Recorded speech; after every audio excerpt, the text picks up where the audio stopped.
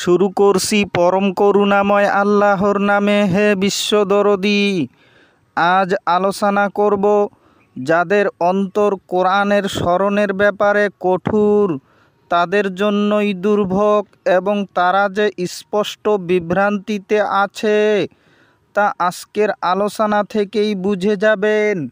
দেখুন দরদী, কোরআনকে স্মরণ করা মানে এই নয় যে শুধু কোরআন উপরে উপরে তেলাওয়াত করা অথবা মুখস্থ পড়া, বরং কোরআনের আয়াত নিয়ে গভীরভাবে চিন্তা করা এবং তার গভীর নির্যাসটুকু নিয়ে নিজেদের জীবনে ঢালা। কেননা কোরআন হচ্ছে জীবন দর্শন, আর জীবন মানেই হচ্ছে যন্ত্রণা। এই জীবন যন্ত্রণা হতে কোরআন আপনাকে ও আমাকে মুক্তি দিবে। কেননা কোরআন নিজেই বলছে যে এ কোরআন এজন্য নাজিল হয় নাই যে তোমরা দুঃখ দুর্দশা দুর্ভোগ পোয়াবে, বরং যে এই কোরআনকে ভয় করে তাহার জন্য এ কোরআন উপদেশ স্বরূপ। তাই কোরআনকে নিজ মাতৃভাষায় পড়ার চেষ্টা করুন। কেননা কোরআনের এটা দাবি আমরা যেন কোরআনকে নিজ মাতৃভাষায় পড়ি এবং উহার উপর আমল করি। আসুন এবার আমরা সেই আয়াতটি দেখে নেই। যাদের হৃদয় কোরআনের স্মরণের ব্যাপারে কঠোর, তাদের জন্য দুর্ভোগ।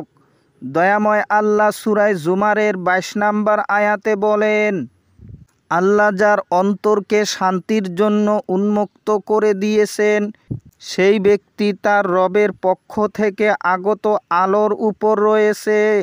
সে কি সমান যে এরূপ নয়? যাদের অন্তর কোরআনের স্মরণের ব্যাপারে কঠোর, তাদের জন্য দুর্ভোগ। তারা সুস্পষ্ট বিভ্রান্তিতে আছে। তাই হে দরদী, এ আয়াত থেকে আমরা যেন উপদেশ গ্রহণ করি। এখানে দয়াময় আল্লাহ স্পষ্টভাবে বলে দিয়েছেন যে যার অন্তর শান্তির জন্য উন্মোচন করে দেওয়া হয়েছে, তারাই তাদের রবের আলোর উপর আছে।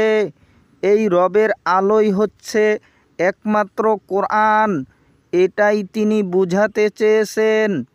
এবং এর বাহিরে অর্থাৎ রবের কোরআনের আলোর বাহিরে যারা রয়েছে তারা সুস্পষ্ট বিভ্রান্তিতে আছে, আর তাদের জন্যই দুর্ভোগ।